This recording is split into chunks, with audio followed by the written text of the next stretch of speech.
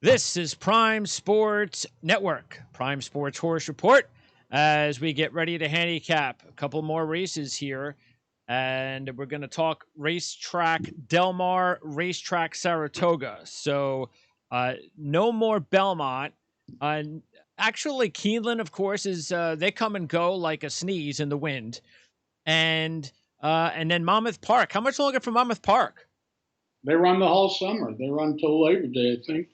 Oh, okay. So they had their biggest day. I thought usually like the biggest day of a meet is like the last week or something like that. But The problem is those horses are going to be coming back and trying to run in the Derby. So they couldn't run it the last weekend if the Derby's a week later or 5 days later. got So it. the same thing next week is the Travers. Next week is the Travers. When is the That's Travers? awesome. Second week of Saratoga, never. There you go. So next week, not only do we have, let's see, next week is where no, Travers is in 2 weeks. Okay, 2 weeks. Next week is the Whitney.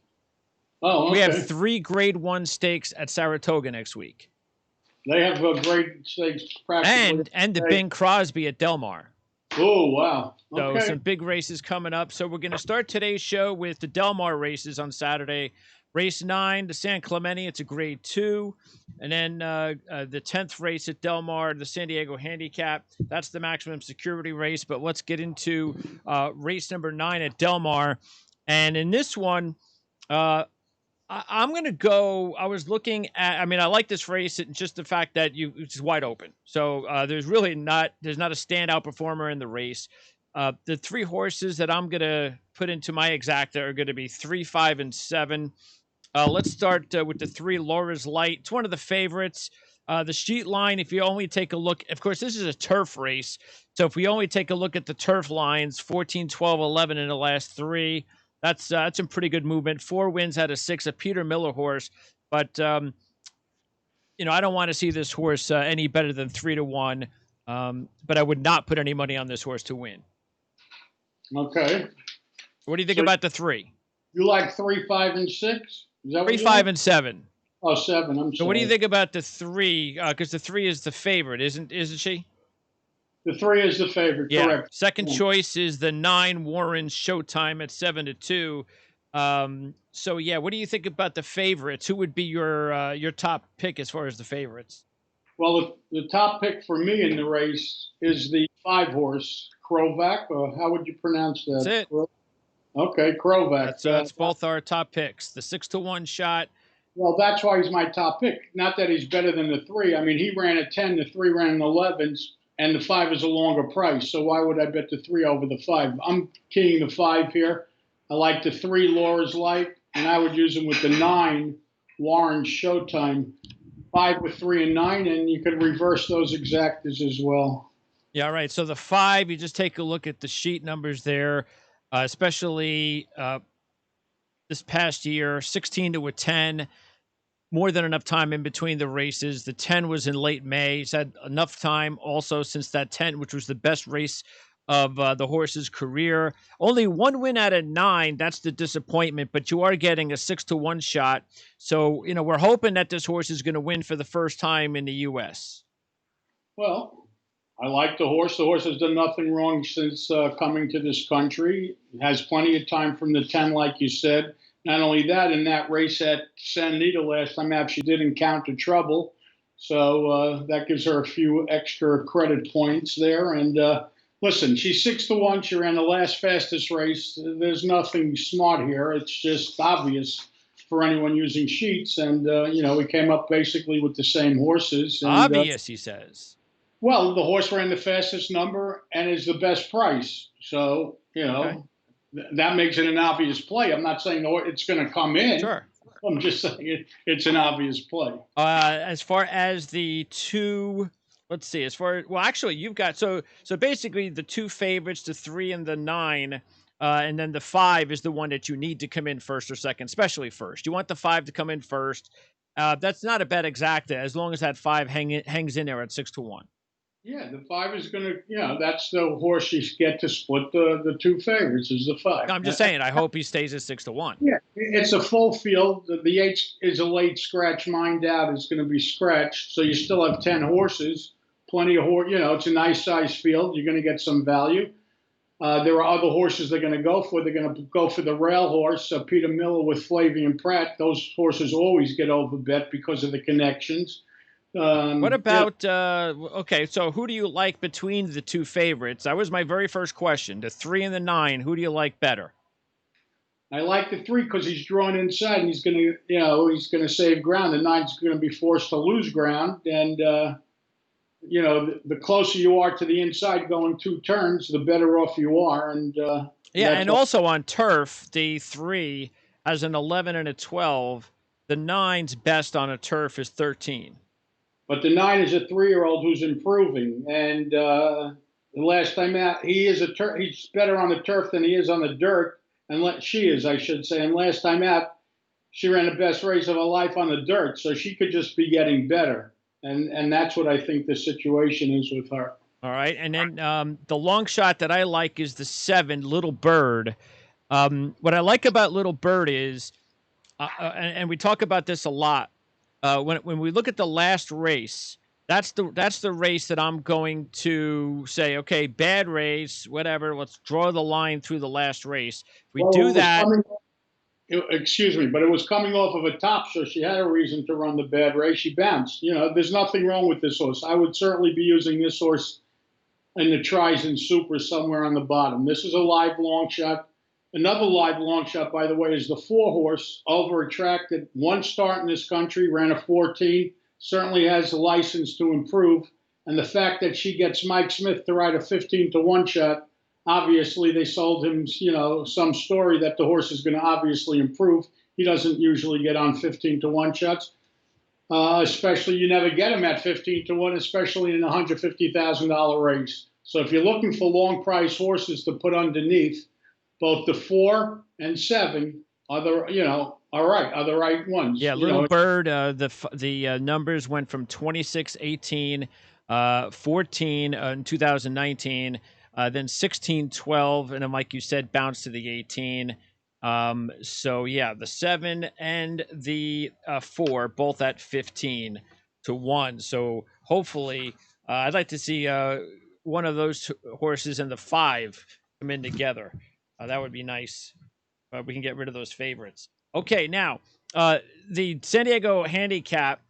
This is not really a good wagering race because of maximum security.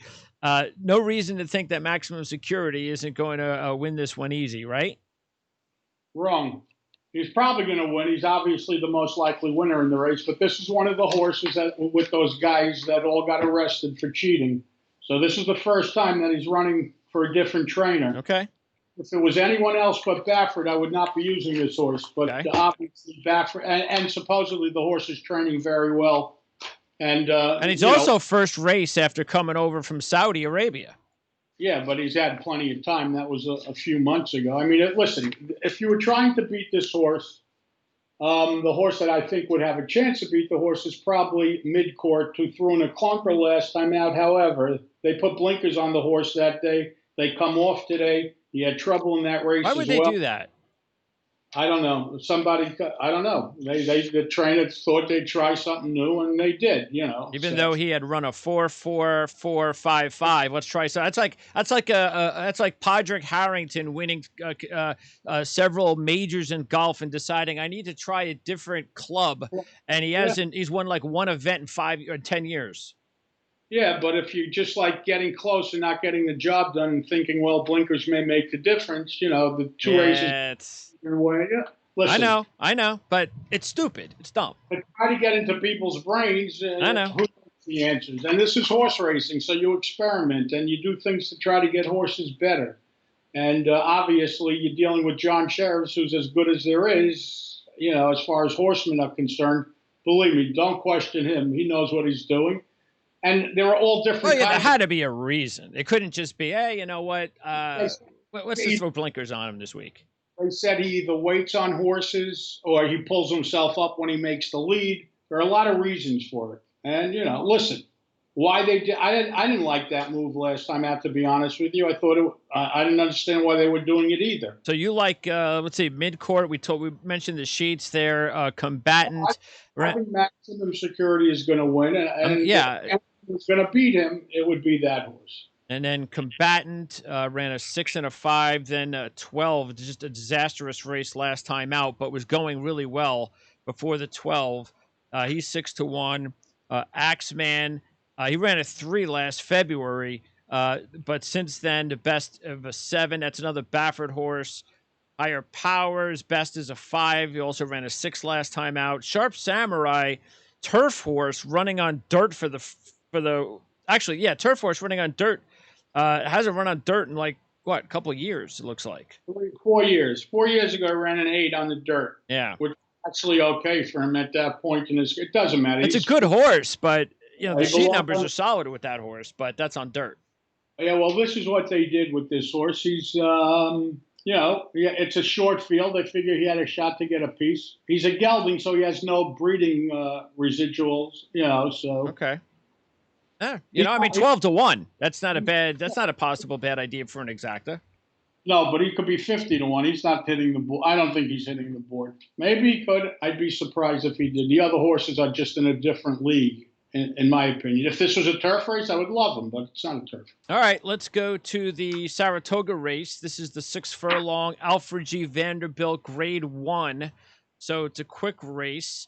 But this race will go off a lot earlier than those Del Mar races. East Coast, I'll be in bed when those races are going to go off.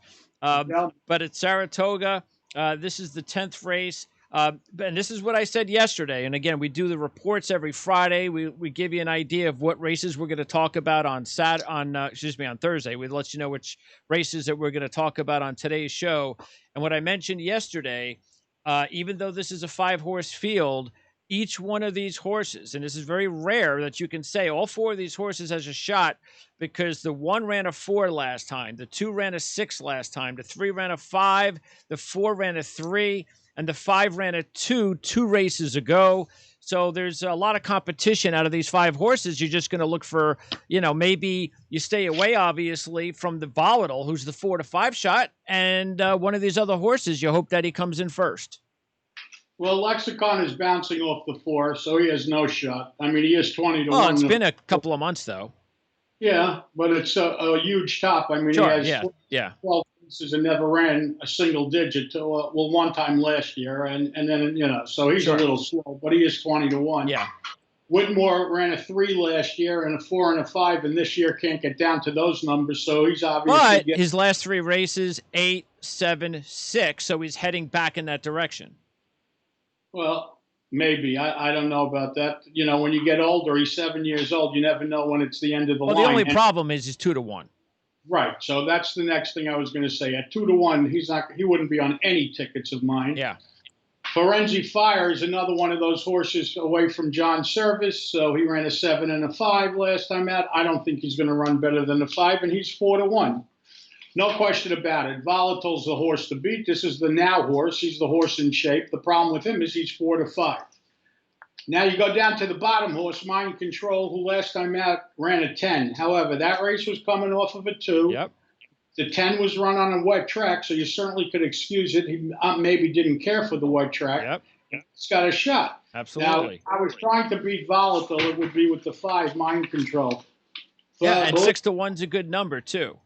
Yeah, and even if you play that exact, the 4-5, 5-4, you make that box, you're going to make money, even if the 4 wins the race. So. All right, so you're going to go 4-5, 5-4? 5 big, 5-4, save it, whatever. Like, let's say 4-5 for $10 and 5-4 for $5. It's the way that I would play. Yeah, I agree. Actually, what I'm just going to do is I'm going to go 5 win. So I'm going to go with the 5 to win. You're going to go 4-5. How'd you say you were going to do 4-5? I was going to go 4-5 for $10, 5-4 for $5. Okay, got it. And then again in race 9 at Del Mar, you're going to go 5 with the 3 and the 9, and I'm going to go 3-5-7, and we both like the 5 to win in that race. Right, and try to, if you're betting supers or tries, you could try to get this your 7 or my 4 in for third, or in the mix somewhere. You got to, it really all depends on odds. Listen, if the 5 ends up being 2-1, well then I don't need the 5. The 3 and 9 to me are just as good. I'm king the 5 strictly because he's 6-1. And again, next week, by the way, in case you like getting up in the early morning hours and watching racing, the Ascot is tomorrow morning. That's a Breeders' Cup Challenge race. But next week, we have the Bing Crosby at Del Mar. We have the Monmouth Oaks. But more importantly, we have 3 Grade 1 races at Saratoga. The Whitney, the Personal Ensign. They're 2 Breeders' Cup Challenge races. Also, the Grade 1 H. Allen Jerkins Memorial. And then to top off the weekend, for you Sunday race fans, Del Mar has a Breeders' Cup Challenge race, the Grade 1 Clement L. Hirsch Stakes. So a big weekend next weekend, followed by the Travers Stakes the weekend after that. And then that's followed by the TVG Pacific Classic and a bunch of other big races the week after that. I told you, this is the time of year when we'll be on every week and hopefully giving out winners. John, appreciate it. Best of luck tomorrow, and we'll talk to you next Thursday night. Okay, Greg, thanks so much. Stay safe. Be well.